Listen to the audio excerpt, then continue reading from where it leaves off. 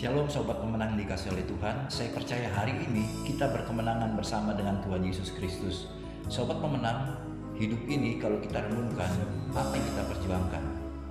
Kita sudah berjuang banyak hal, kita sudah menang mencapai segala hal, tapi tahukah saudara bahwa pada satu titik kita tidak berdaya dan kita tidak bisa berjuang, dan semua kemenangan-kemenangan kita capai hanyalah memori.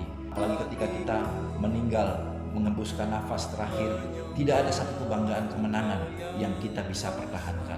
Nah, itu sebabnya Tuhan Yesus harus menjadi sama dengan manusia.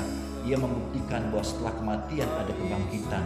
Itulah kemenangan kita waktu kita memikirkan hidup bangkit sama seperti Kristus telah bangkit dari kematian. Nah, sobat pemenang, itu sebabnya Tuhan Yesus juga berkata, kumpulkanlah harta di surga. Jadi kemenangan-kemenangan kita harusnya kita rangkai menjadi sebuah kemenangan, yaitu menjadi serupa dengan Kristus, pribadi yang berkenan sampai ke rumah Bapa di surga nanti.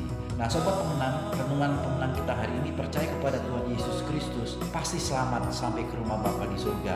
Dasar renungan dari Yohanes pasal 3 ayat 1 sampai dengan 36. Inti renungan kita hari ini, tujuan Ia menyelamatkan kita agar kita sampai ke rumah Bapa di surga, dan bagi kita yang percaya sampai ke rumah Bapa di surga juga harus menjadi tujuan utama kita.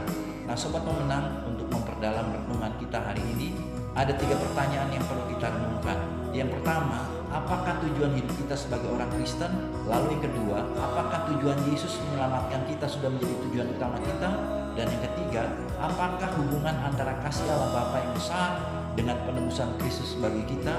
Dan yang ketiga, apakah hubungan antara kasih Allah Bapa yang besar dengan penebusan Kristus bagi kita?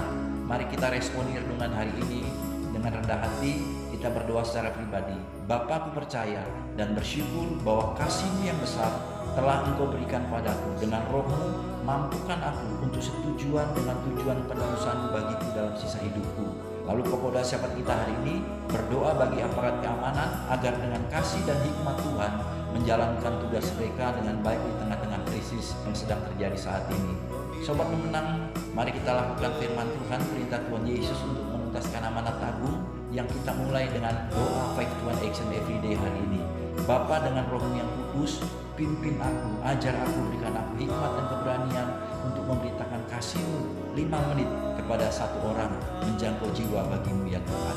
Nah, sobat pemenang, selamat menjalankan apa yang Tuhan perintahkan, melakukan firman Tuhan, hidup dalam firman Tuhan, menuntaskan amanat agung bersama dengan Roh Kudus yang adalah pribadi Allah menyertai kita senantiasa.